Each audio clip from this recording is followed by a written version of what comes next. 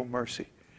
You know, I quoted that verse yesterday, what's it, 1857, that Krishna says that there's never going to be a devotee who's more dear to me than one who explains the supreme secret to the other devotees. There is no more dear servant, and there never will be a more dear servant than him. So this means Krishna gives extra special mercy to those who preach and serve his devotees. And especially if we serve them in such a way that helps them develop their Krishna consciousness. This is what Krishna wants. This is how you become dear to Krishna. If you really want to become advanced in Krishna's service, then serve his devotees very nicely, in such a way that they become advanced in Krishna consciousness. If you can do this, then the path to spiritual perfection is wide open. This is the secret. But on the other hand, if we create anxiety for the devotees, if we create trouble for the devotees, if we create unnecessary difficulties for the devotees. See, this is why my godbrothers fell down. Because they accepted a political solution instead of a spiritual solution to the problem of how to manage ISKCON. They created so much anxiety for the devotees, so much unnecessary trouble for the devotees, so much political agitation and other nonsense. And because of this, Krishna looked at that and he said, well, they're not helping my devotees, they're not serving my devotees nicely. They're causing artificially problems for my devotees. So why should I give them special mercy? So around here we call this serving the devotees, we call this the extra credit course. Like we have so many courses on the university site. You can work through all these courses from raw neophyte bhakta all the way up to sarvabhauma, you know, acharya of the whole world. What other university can you go to all those courses? But even if you graduate from all those courses, if you don't apply that knowledge to help the other devotees, you won't be able to make it. It doesn't matter what your academic qualifications are. Academic qualifications are important, but applying them is even more important. So what really matters is the cleanliness of our hearts. Beginning from not committing sinful activities, through not making any offense against the holy name, and worshiping the deity very nicely without any offenses, and finally, to become free from offenses to all other living entities, especially the devotees. And most of all, to serve the devotees and help them to advance in spiritual life. This is the qualification for the highest stage of devotional service. And just see, you cannot imitate this. I have some godbrothers. There was one godbrother, he has a name that's kind of similar to mine.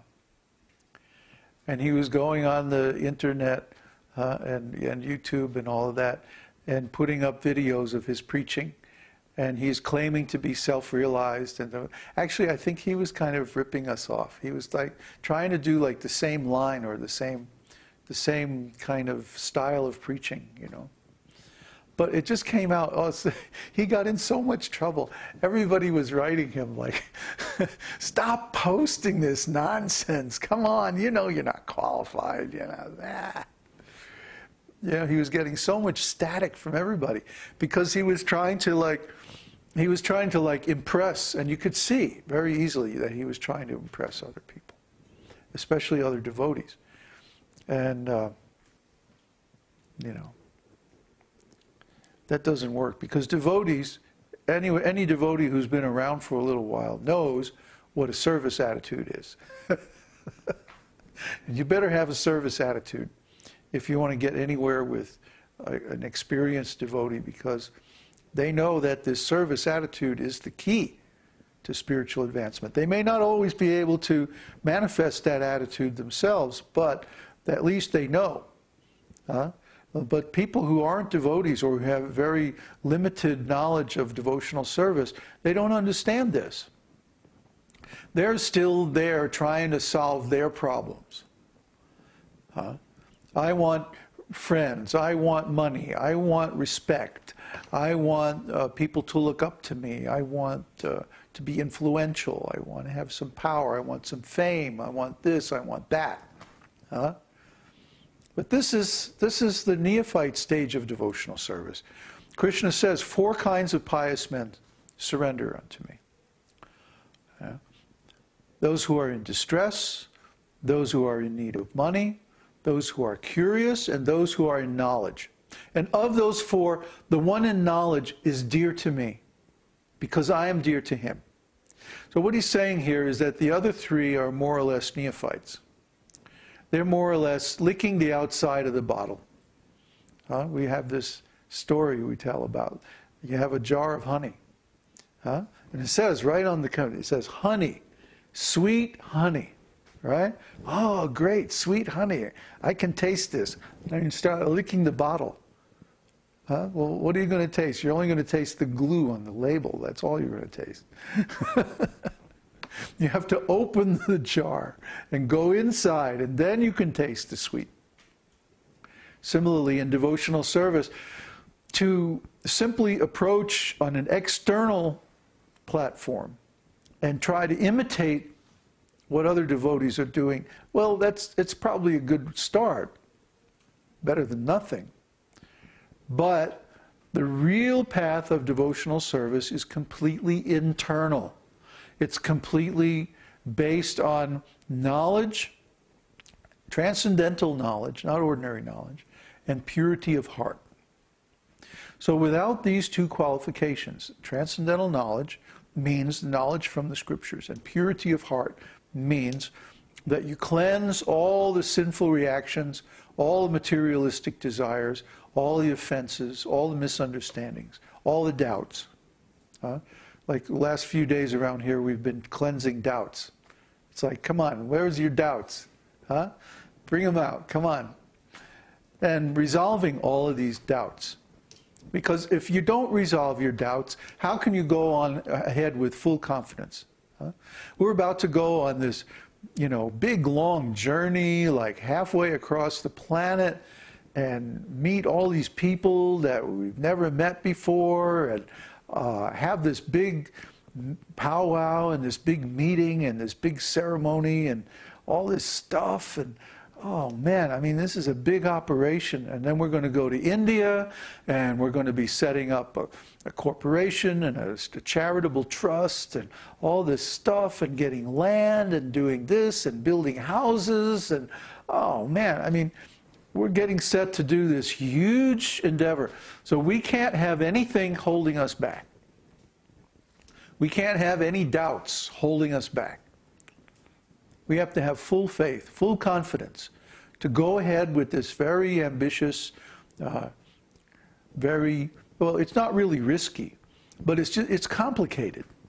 There's a lot of little details that we have to take care of so that everything works properly, And I mean, we're probably going to make some mistakes.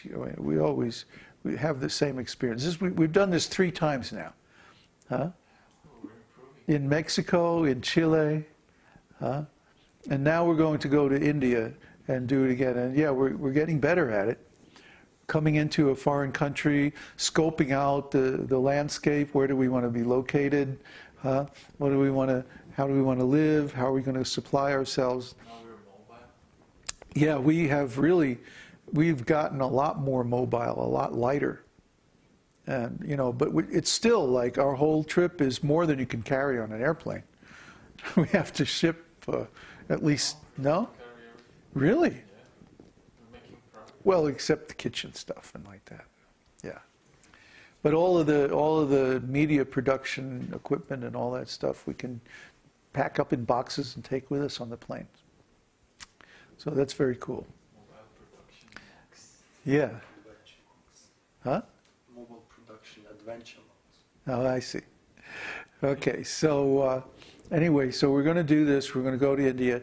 So we have to be able to go with full confidence that at least, you know, we may make some mistakes because of lack of knowledge, but at least we're not going to have a problem with lack of integrity or lack of trust, see, or lack of surrender or holding back because we're not sure, well, is this really the truth? Is this really going to work, you know?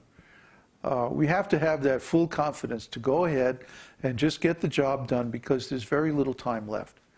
I'm telling you, by the end of the year, you're going to be going